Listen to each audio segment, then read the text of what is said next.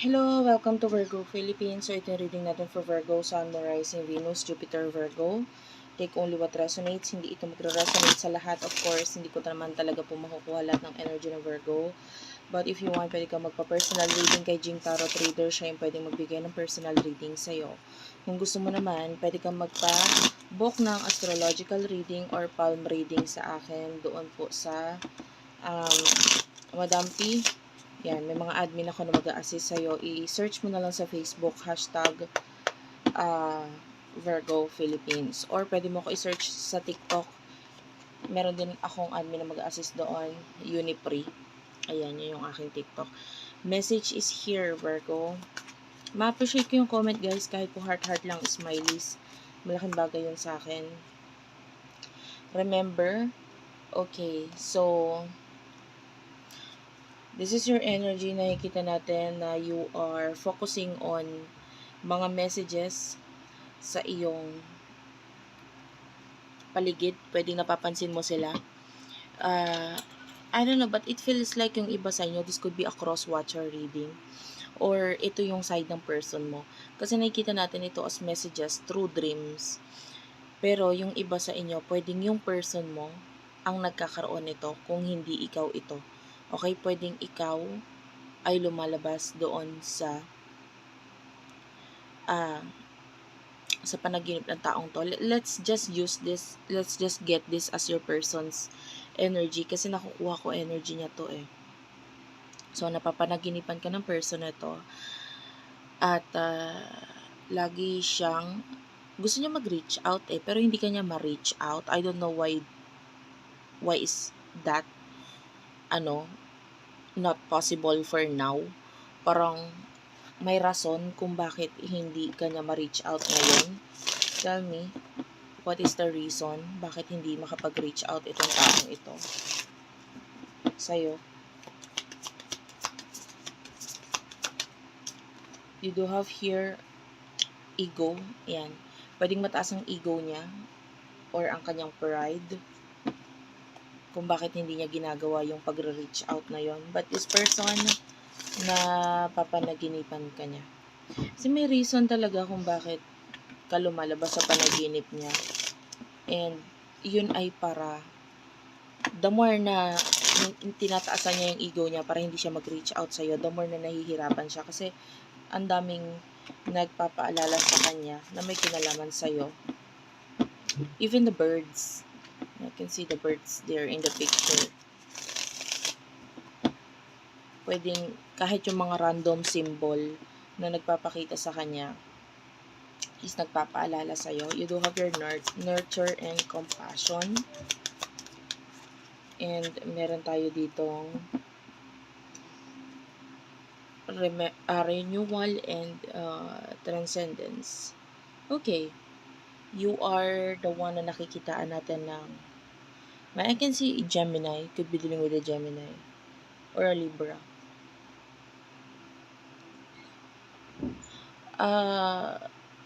This person is, you do have your present. I mean, this could be your side. Nakikitaan natin na mahalaga sa iyo itong person na to, nare-respeto mo siya, or yung mga desisyon niya sa buhay. Okay? Nare-respeto mo siya and nagfo-focus ka ngayon sa sarili mo, sa stability mo. And I feel like some of you, yung work mo or yung career mo has something to do with your hands. Laging gamit na gamit yung kamay mo. And you do have your renewal and spark. So, para sa'yo, pwedeng whenever na bumabalik itong taong ito sa buhay mo, nagkakaroon ng spark. But then, parang hindi mo na lang pinilit. Parang sa nakukuha natin dito, hindi mo pinipilit ang sarili mo sa kanya. Basta importante siya sa'yo, ganun. Kung hindi kapareho mo yung pagtingin na ipinapakita niya or yung like might be importante sa iyo itong taong to, pero kung nagpapakita siya na hindi siya importante or hindi ka importante para sa kanya, parang sa'yo okay lang. You don't mind. Okay? So, ano yung emosyon ninyo sa isa't isa for the sign of Virgo, Sun, Moon, Rising, Venus, Jupiter, Virgo, emosyon ninyo sa isa't isa for the sign of Virgo. Emosyon ninyo sa isa't isa for the sign of Virgo, Sun, Moon, Rising. Nakakita ko na vase or something to do with plants. I don't know, maybe recently may mga binili ka na something to do with that, or may mga, or you could be a plantita, plantito, ganun. Okay, you do have here the guarded and vulnerability. Okay, yung person na to is really malakas yung ego niya, pero sa inyo dalawa, siya yung mas emotional sa totoo lang. Maybe you are the one na parang open kapag dating sa emotion mo, being like a nurtured. So, parang ito energy ng mother figure. So, ikaw yung tipo ng tao na, sige, mas open ka pagdating sa pagsasabi ng emotions mo, pero siya guarded, you know. And itong person na to is, you do have your soul ties, third eye. Well, I feel like meron siyang unfinished promise sa'yo na parang hindi niya pa nagagawa yung promise na yon. And itong person na to is siya lang din ang hinahunting nun eh. Kasi pwedeng nagsabi siya ng something na, halimbawa pag for example, no, kung may pagkakalayo kayo o pag uwi ko magkikita tayo, ganito ganyan. So may mga ganong promises na hindi pa siya nagagawa. Pero nandun yung iniisip niya yon, alam niya yung mga binanggit niya, sinabi niya, kasi hindi naman yun basta salita lang, may meaning yun, may ibig sabihin yun kung bakit niya sinabi. Kaya lang hindi niya nagampanan or hindi niya nagawa, tapos siya yung hinahunting ngayon ng mga words na yon. And then you do have your third eye and separation. So etong person na to, so sabi ko nga, kung may pagkakalayo sa inyo, ngayon siya nagkakaroon ng clarity sa pagkakalayo sa connection na ito. And then, pwedeng may separation sa inyo ng person na ito. And the more na nagkakaroon ng mas malaking separasyon, the more na mas nagkakaroon siya ng clarity sa connection ninyo. And I feel like this is a spiritual connection kasi yung person na kakonect mo is someone na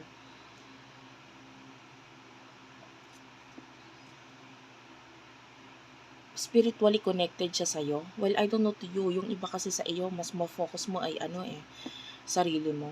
Well, I can feel a lot of you guys na pwedeng sa connection na ito, ikaw yung medyo walang pakialam sa ngayon. I mean, may pakialam ka nga, pero ibig sabihin, hindi doon yung focus mo. 'Di ba? So, you are attracted dito sa person na to, but nakikita natin nagkakaroon ka ng doubt or pag-aalangan pagdating sa connection ninyo, and or sa iyong spirit guides, with the spirit guides right here. You do have here fragmented. So, yung iba sa inyo, you feel like rejected or nireject ka nitong taong to. Kasi nga hindi siya nagpapakita ng kahit ano, 'di ba? Parang wala ka namang paghuhugutan ng, ibig sabihin, wala ka namang paghuhugutan ng mga bagay na naramdaman mo sa kanya noon. No, for some of you, naramdaman mo yung spiritual connection, pero paano mo sasabing spiritual connection hindi mo nga alam kung nanihani mo dito sa taong to. So, yung iba kasi nakakaramdam talaga tayo ng coldness or walang connection sa ngayon. And pangalawang beses na ito nakakita tayo ng estatwa dito, statue. So, it's a feeling of being like cold na connection. In the future, you do have your union. Epiphany, thoughts. Okay. Tell me about the thoughts. Party is here. Okay. You do have your twin flame. Present and cycles and limitation. Self-love. So, clarify the limitation. You do have your seeds, past, and confusion. Okay. You do have here toxicity at the bottom of the deck and patterns.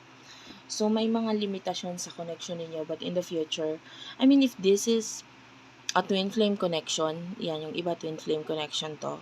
But guys, yung iba soulmate, yung iba soul tribe. Pag sinabi natin soul tribe,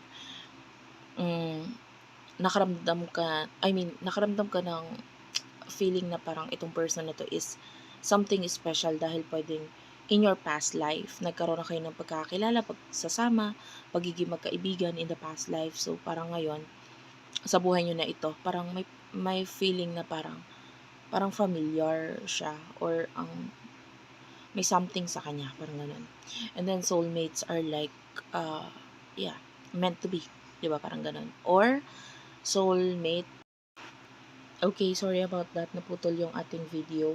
May tumawag. So anyway, in the future, I mean, itong person na to, nagkakaroon siya ng breakthrough, epiphany. So, nagkakaroon siya ng parang realization, and itong person na to is thinking of, uh, thinking about you, and parang paano ko ilalagay sa realidad itong mga naiisip ko dito sa taong to, parang ganon. And pwedeng yung iba sa inyo, nagkaroon ka na ng ganong pag-iisip din sa kanya dati, especially kung nakaramdam ka ng special connection sa inyong dalawa. Paano ilalagay sa realidad, ganyan. And itong person na to is, ito yung nasa isip niya, in the near future sa'yo, paano ilalagay sa realidad ang connection nito. And you do have your confusion, illusion, and you do have your planet of Neptune. So, yung iba sa inyo, in the near future, there's something about this past connection na pwedeng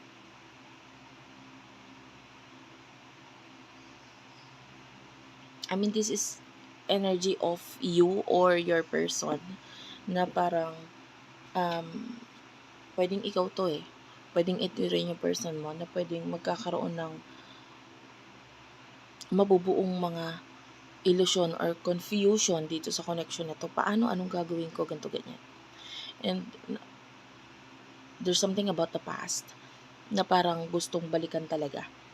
But in the future, nandun yung takot pa rin sa mga limitasyon na yan sa connection na ito. So, more on breakthrough pagkagising ang nakikita natin, especially on January. Lilipat na yung ating North Node and South Node placement sa astrology, and dun sa paglipat niya going to Pisces, it's focusing on spirituality and consciousness pagdating sa usaping spiritual.